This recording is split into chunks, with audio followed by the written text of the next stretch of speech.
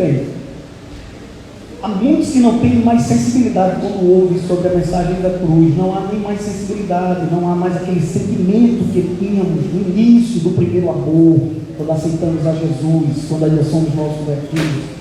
E a mensagem da cruz, ela fala de maldição, ela fala de condenação, mas ela também fala de salvação e de justificação.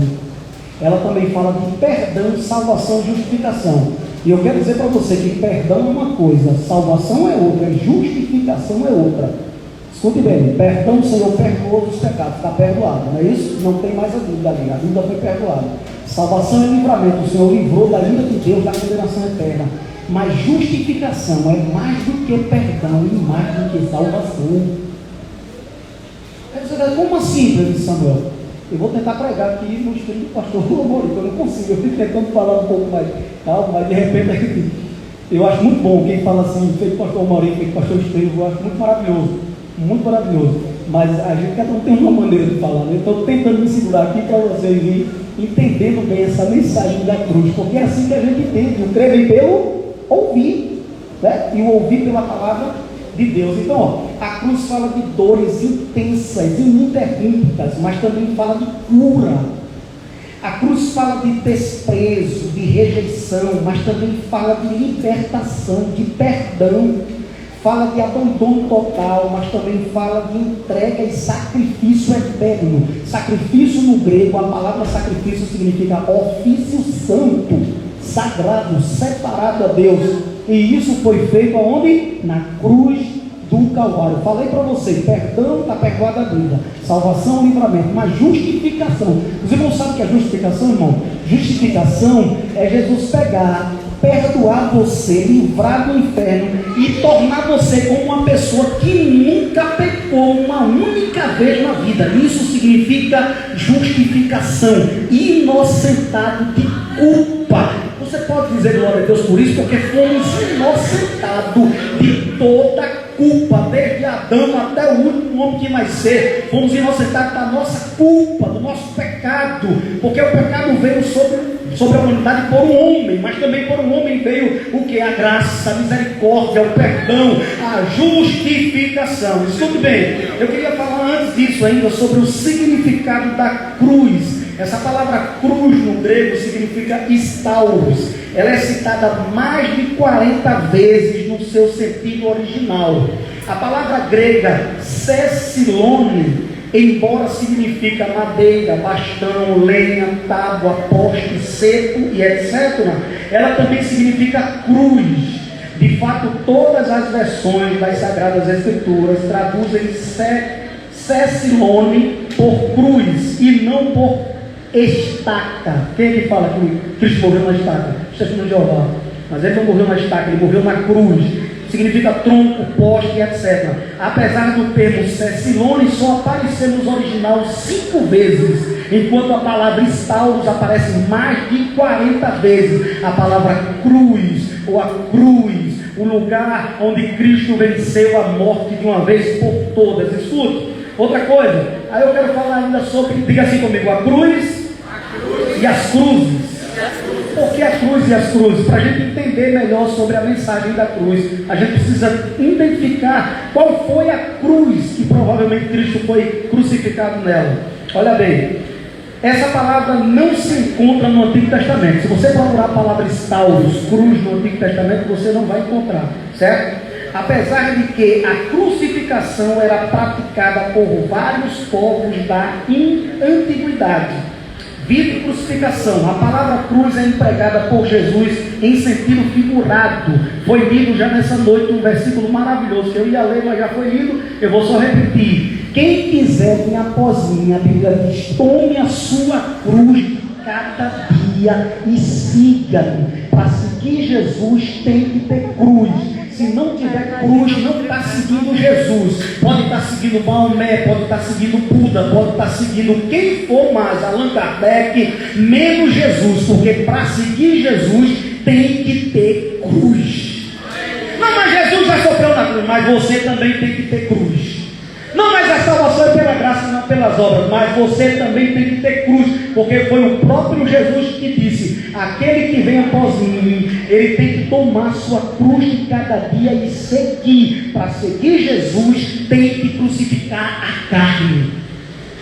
É isso que o texto nos revela. E a gente não tem tempo de ficar explicando. Então, a cruz, em primeiro lugar, a cruz ela era feita de madeira, não é isso? Pesada, o texto vai dizer que foi preciso o sirineu ajudar ele a carregar a cruz, mas aquilo ali já estavam defamando de Jesus. Pegaram um camarada que não era judeu, que tinha cor escura, para fazer o quê? Para blasfemar, para xingar em Jesus. Olha ali, ó, quem está levando a cruz não é um dos teus irmãos, não um judeu não. Quem está levando é alguém de outra etnia, para fazer vergonha a Jesus. Então, as cruzes eram de 3 feitos. Existia uma cruz chamada Cruz de Santo André, que era em formato de X. Mas existia também a Cruz de Santo Antônio, que era no formato de um T. E existia a cruz, que é a terceira cruz semelhante, a cruz em forma de uma espada romana, que provavelmente foi a cruz que colocaram Jesus. Por quê? Você pode dizer, mas por que, Pedro Samuel, foi a cruz que colocaram Jesus? Porque nesse formato de cruz era onde se colocava uma placa com algum dizer. E se você não lembra, eu quero dizer para você que em Mateus capítulo 27 e 37, em Marcos capítulo 15 e 26, em Lucas capítulo 23 e 38, em João capítulo 19 e 19, cada um fala uma expressão diferente sobre isso. Vai estar escrito ali, ó, em Mateus está escrito: este é Jesus, o rei dos judeus. Em Marcos está escrito: o rei dos judeus. Em Lucas está escrito: este é o rei dos judeus. E em João está escrito: Jesus Nazareno, o rei dos judeus. Em cada um eles falam de uma certa forma, porque isso fala da testemunha ocular do texto. Ou seja, Mateus ia de um jeito, Marcos ia de outro, Lucas enxergava de outro, e assim escrevendo o evangelho ia se complementando, mas todos eles falam escrito: rei dos judeus. Está aqui, rei dos judeus. Aleluia. Por quê? Porque a gente vai entender isso mais na frente. Escute, diga assim comigo: a trilogia da cruz. Estou conseguindo. O seguinte um pouco mais devagar, né? Diga comigo: a trilogia da cruz. Há uma trilogia na cruz, na mensagem da cruz. Uma das trilogias da mensagem da cruz, havia 3 cruzes. Obviamente que eu não falei das 3 cruzes no sentido do que estava acontecendo lá, que foram 2 malfeitores, um de um lado e outro de outro, e Jesus no meio. Cruzes também, além dos 3 tipos de cruz, formato de cruz diferente, há também 3 cruzes lá na crucificação de Jesus. Então isso fala da trilogia da cruz. Dentro dessa perspectiva da trilogia da cruz, a gente vai entender uma questão muito interessante dessa trilogia da cruz. Você já parou para imaginar, olha bem para cá, os irmãos estão atrás, por que Jesus foi levado para morrer em morte de cruz? Já parou para pensar nisso? Jesus não foi pecado, Jesus era santo, Jesus era puro, Jesus era honesto, Jesus era perfeito, Jesus era o Filho de Deus, Jesus nunca pecou, nem em palavra, nem em pensamento, nem em ações, nem em gestos, nem em nada. A Bíblia diz que ele foi tentado em tudo, mas ele não cedeu à tentação, diferente de Adão, que estava no Éden, no lugar do paraíso, no lugar de delícia, com tudo de bom e de melhor, e cedeu à tentação. Jesus estava num deserto, com fome, 40 dias jejuando e orando, mas não cedeu à tentação. Foi tentado em tudo, mas não cedeu à tentação. Então, por que levar Jesus para a cruz? Porque como é que a gente faz para levar esse homem para a cruz? Teria que ter acusações falsas. Para levar Jesus para a cruz, teria que ter o quê? Quando a gente levanta para calúnia, né? Calúnia. Para levar Jesus para a cruz, teria que ter o quê? Difamação, calúnia. Levantar um falso, assim como levantaram para José, lá no Antigo Testamento. Assim como José foi preso lá no Antigo Testamento, Jesus também foi preso. Por quê? Por calúnias falsas. E qual foi a calúnia? A Bíblia vai dizer que ele se declarou rei dos. Isso é verdade ou é mentira? Jesus era o rei dos judeus, sim ou não? Sim ou não, igreja? Opa! Olha aí, peguei você. Jesus era o rei dos judeus, sim ou não? Sim! Aí outro já ficou louco.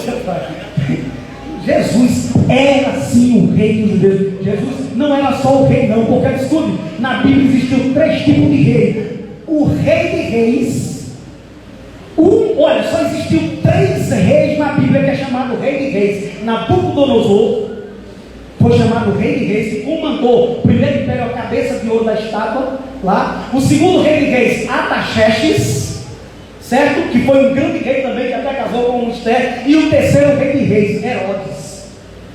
Mas Jesus não é rei de reis. Todos os reis de reis passaram, tiveram o seu reino passou, morreu, está enterrado e vai ressuscitar ou para condenação ou para salvação eterna. Jesus, quando vem no Apocalipse, está escrito no manto da sua coxa: este é o rei dos reis e senhor dos senhores. Aleluia! Você está entendendo a mensagem da cruz? A mensagem da cruz tem muita coisa que pena que meia hora, 1 hora, não dá para expressar a mensagem da cruz, mas eu vou tentar aqui passar o mais rápido possível para você entender um pouco a mensagem da cruz, para sair daqui convicto do que realmente é a mensagem da cruz de Cristo. Outra coisa, alguém pode dizer: não, a cruz era minha, a cruz era de Barrabás, a cruz era de Dimas, a cruz era de Malco. Já estudou isso? Outra coisa, tem até um hino do cantor Eliezer Rosa, que ele faleceu já. O hino é muito bonito, mas está errado teologicamente. Ele canta: a cruz que ele levou não era sua, era minha, era tua, era de Barrabás. Em parte tem razão, mas em parte está errado.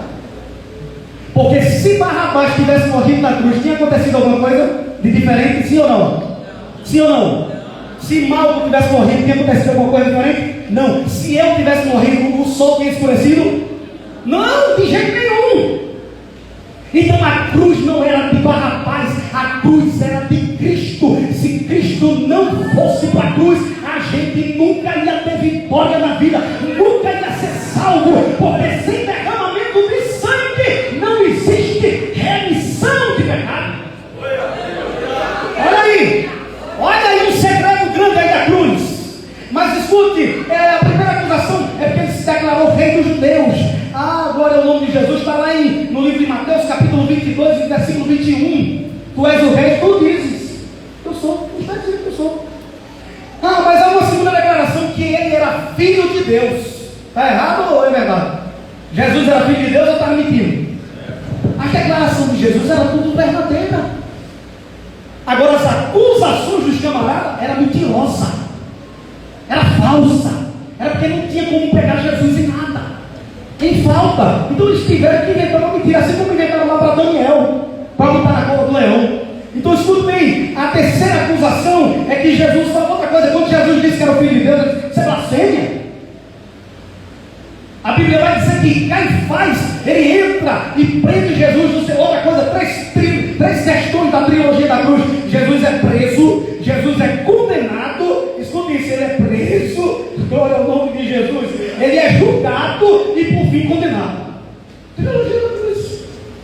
A trilogia da cruz, há 3 escritos lá, 3 tipos de idioma na placa lá: em hebraico, em grego e em latim. Em hebraico significa religião, em grego significa a filosofia, e em latim significava a lei romana. Quem matou Jesus, né? 3 acusações falsas.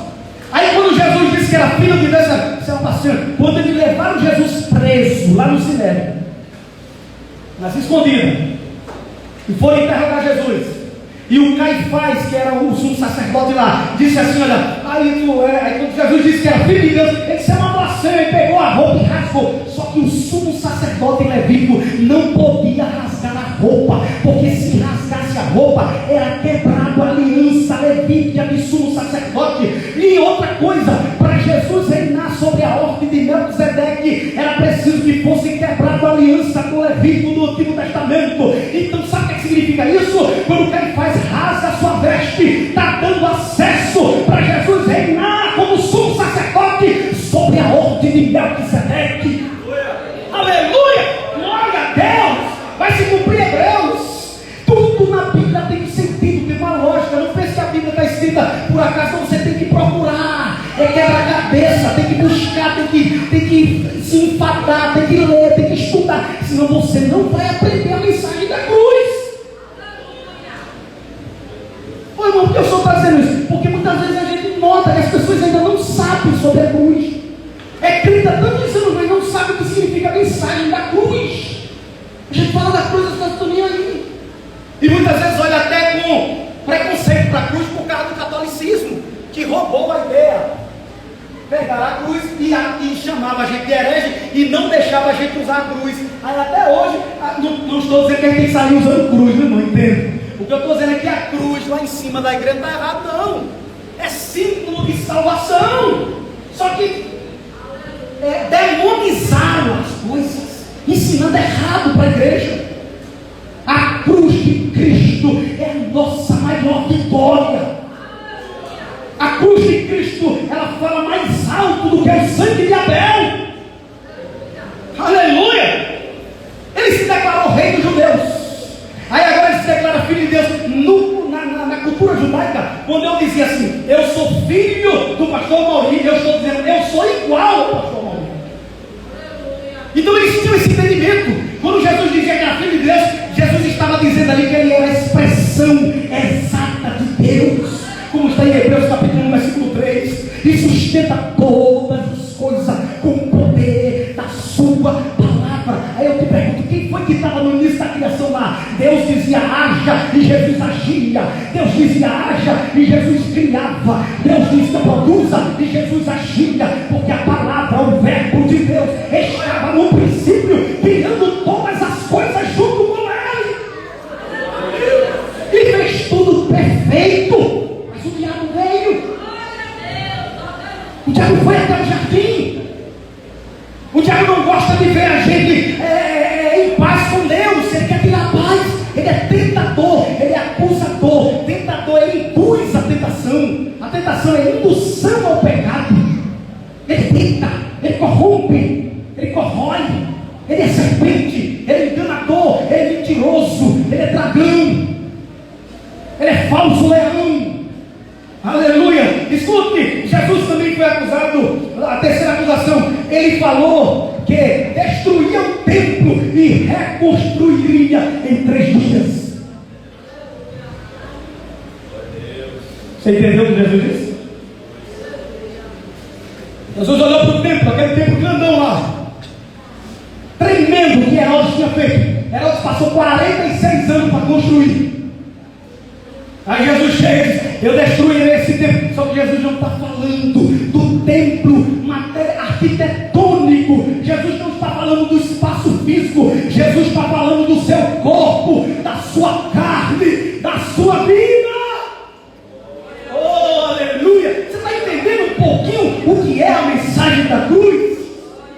Oh meu Deus, nos ajude nessa noite. Abre a nossa mente de entendimento e traz a iluminação da tua palavra sobre nós. Ele foi preso, ele foi julgado, ele foi condenado sem ter mandato. Pegaram ele sem mandato. Aleluia, glória a Deus. Pilatos lavou as mãos. Mandaram ele para o sinédrio, ele foi para o sinédrio. Prenderam ele, aí depois mandaram para Pilatos. Aí Pilatos disse, gente, esse camarada é inocente. O que eu vou fazer? Não, aí mandaram para Herodes. A Herodes, manda ele falar, ele não fala. Ele disse, camarada é louco. Herodes olha para ele, faz aí um milagre, brincando, chacota com Jesus. Quando Jesus se cala para alguém, pode saber, meu filho, você está perdido. Jesus ficou calado. E Herodes olhou para Jesus. Esse camarada é louco, rapaz. Manda ele embora para Pilatos de novo. Aí ele volta para Pilatos. Vem, que negócio.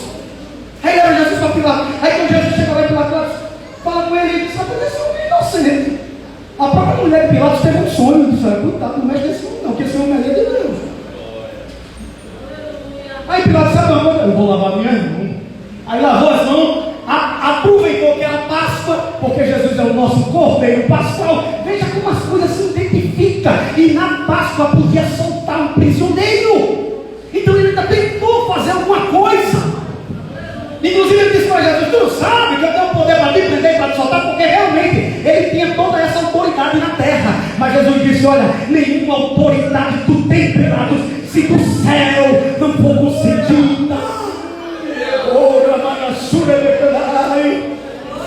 Esse é o Deus que nós servimos, ao Deus da cruz, que encarou uma cruz terrível por mim e por você.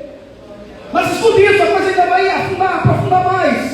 E finalmente eu pergunto a vocês: quem matou Jesus? Parou para pensar nisso?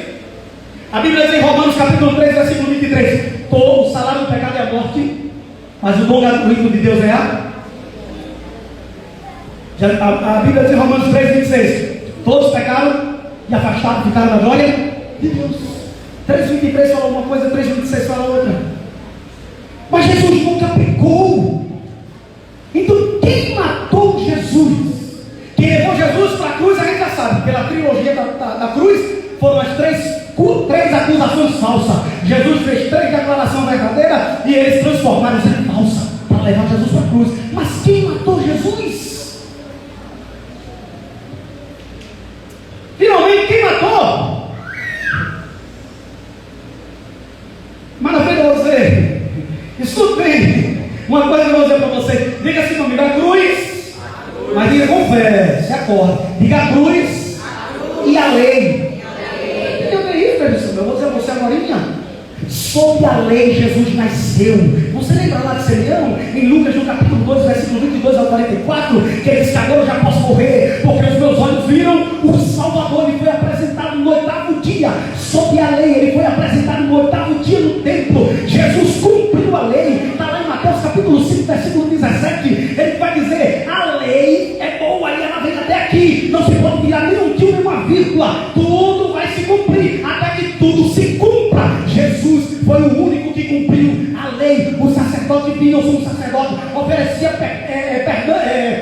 matava o animal, oferecia o sangue pelo pecado do povo. O pecado da gente ia para lá, para a tampa do propiciatório que simboliza Jesus, era abafado. Pedro vai dizer: o sangue de bode nunca perdoou sequer o pecado. Ele estava abafado, esperando Jesus vir, o cordeiro que seria morto desde a fundação do mundo. O Apocalipse vai dizer isso. Não existia a cruz no Antigo Testamento, mas já existia o sentimento de Calvário. Porque o próprio Pedro vai dizer, e o próprio João vai falar no Apocalipse: o cordeiro que foi morto antes da fundação do mundo. Deus não trabalha com o plano B, Deus trabalha com o plano A, porque Ele é onisciente e presciente. Ele sabe de todas as coisas e conhece o futuro antes de Ele chegar. O futuro para Ele é presente, o passado para Ele é presente e o presente para Ele é presente. Essas coisas é para a gente. Senão a gente não entende Deus, não vai ficar louco. Se quiser entender Deus de verdade, vai ficar louco. Deus é um ser inestudável. Sabe por que muitos não entendem a questão da cruz? Porque é um dos maiores milagres da palavra de Deus. Um dos maiores milagres da palavra de Deus é o nascimento de Jesus. Como é que pode um Deus se tornar homem? Me explique pela razão. Você vai explicar pela fé. Me explique. Como é que pode Deus habitar no ventre de Maria e se tornar homem? A coisa é tão séria que um dia desse tinha um padre dizendo que o Espírito Santo adulterou. Porque foi ele que formou Jesus lá no ventre de Maria. E aí adulterou, porque Maria já estava com José. Veja que coisa ridícula, um padre dizendo isso. Mas por quê? Porque a razão humana nunca vai entender o mistério da concepção virginal de Maria. Um Deus habitar no útero de uma mulher e se tornar um homem. Aleluia. A Bíblia diz em João capítulo 1, versículo 14, que o verbo se fez carne e habitou entre nós. E vimos a sua glória como a glória do unigênito do Pai, cheio de graça e cheio de verdade. Glória a Deus. Quais são os 3 últimos dias da vida de Jesus? Então, sobre agora, na trilogia da cruz, sobre a lei Jesus nasceu. De acordo com a lei Jesus cumpriu. E sobre a lei Jesus morreu. Foi ou não foi? Foi. Quem foi que estava lá no cinema? Não era Caifás? Não era lei? Era ou não era? Acusava ele de blasfemar contra o quê? Contra a lei. Mas ele cumpriu toda a lei. Escute isso. Se a Bíblia fosse registrar os 3 últimos dias da vida de Jesus, e até da carne, não, estou falando da alma. Oh, aleluia, porque Deus está falando com vocês. Qual foi o dia, meu irmão e minha irmã, que você sentiu a maior angústia da tua vida?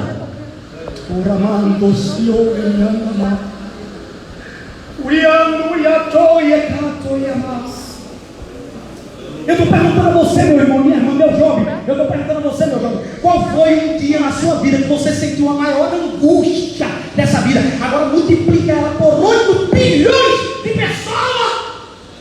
Olá, tu e Daniel, mostrar. Dá para entender um pouquinho agora a mensagem da cruz, tá? Dá para perceber o quanto é sério a cruz de Cristo? Dá para imaginar a dor do Calvário? E eu não estou aqui preocupado com expor a palavra mais bonita do que ele. Não, não. Eu estou querendo passar a verdadeira mensagem da cruz para vocês. Eu não estou querendo impressionar, não. Eu quero que vocês entendam a mensagem da cruz. Oh, porque quando a gente entende a mensagem da cruz, a gente começa a reconhecer qual foi o preço que Jesus pagou pela nossa alma.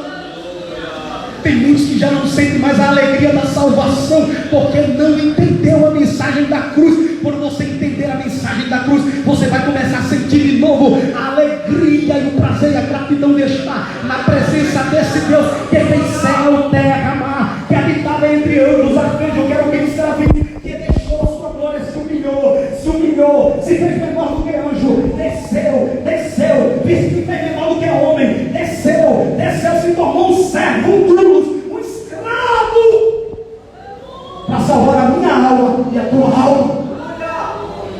Meu Deus, glória a Jesus.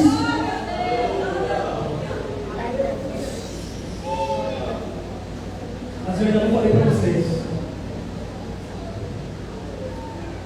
Um certo homem por nome de Lee Strobel, ele é um jornalista ex-ateu que escreveu um livro, tem até filme sobre isso, acredito que você já deve ter assistido. Fala sobre em defesa da fé, e o outro é em defesa de Cristo. Esse que ele fala é em defesa de Cristo, ele estava branco. Esse homem era ateu, e ele procurou fazer uma entrevista com os estudiosos, mais estudiosos acerca das Escrituras, sobre a ressurreição de Jesus, sobre a crucificação, sobre quando Jesus disse que era o Filho de Deus, ele estava louco, se ele realmente era o Filho de Deus. Perguntas profundas, complexas. E ele sentou diante de um doutor por nome de Alexandre Neterel, e começou a conversar nessa entrevista com esse doutor, e esse doutor começou a explicar o que foi que aconteceu lá no Getsemane. Escute isso.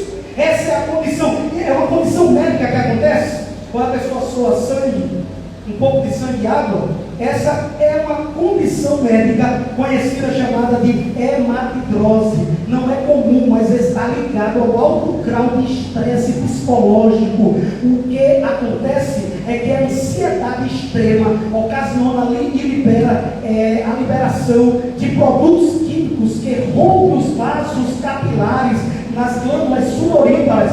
Em consequência, essas glândulas, elas sangram um pouco o suor e brota misturado com sangue. Não é muito a quantidade, porém sai suor e sangue. E se isso acontecer para dentro, há uma hemorragia interna e a pessoa é morta na hora. Jesus suou sangue no Getsemane, na agonia de lembrar que ia ser abandonado pelo próprio Pai. E lembre-se que quando ele estava lá, ele não disse Pai meu e Pai meu, ele disse Deus meu e Deus meu.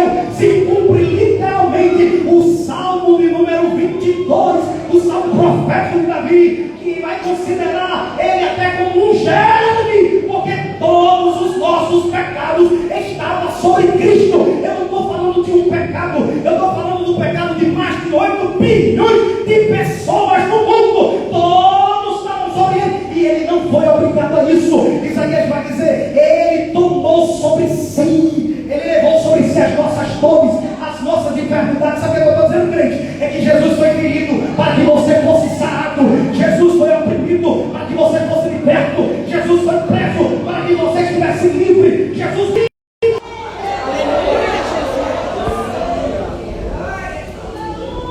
A cruz é o maior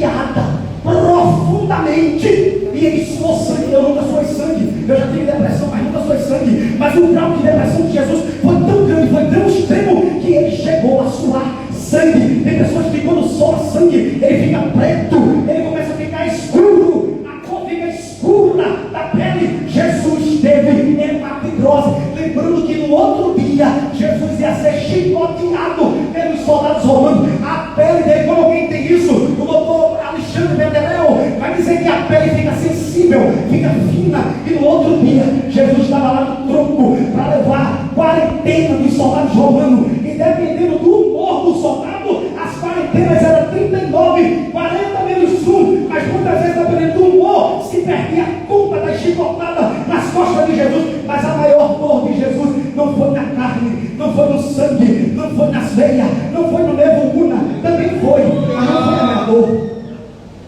Oh Jesus, escute isso. Eu nem vou terminar de pregar aqui, não vai terminar a mensagem, mas eu vou fechar aqui com isso. Eu vou fechar com isso. Jesus sentiu na cruz. Ei, sabe qual foi a maior dor de Jesus? Foi o abandono de Deus. Ele foi abandonado pelos discípulos, a trilogia da cruz. Foi abandonado pelos os discípulos, foi abandonado pelos ladrões. Os ladrões blasfemados. Depois que não reconheceu, provavelmente o que reconheceu, provavelmente tinha escutado a primeira palavra de Jesus na cruz, que foi: Pai, perdoa-lhes, porque eles não sabem o que estão fazendo. Estava matando um inocente, e o pecado não podia matar um inocente. O pecado só pode matar o pecador, porque a Bíblia diz que o salário do pecado é a morte. Quem matou Jesus? Os soldados romanos? Não. Quem matou Jesus? A política? Não, também faz parte. A lei, a religião. Quem matou Jesus? Seus próprios irmãos, que disse: crucificam, crucificam. Tudo isso faz parte, mas ainda não foi. Quem matou Jesus? Seriam os nossos pecados? Também faz parte, mas ainda não foi. Quem matou Jesus? Isso é o segredo da cruz. Quem matou Jesus? Quem matou Jesus foi o próprio Deus.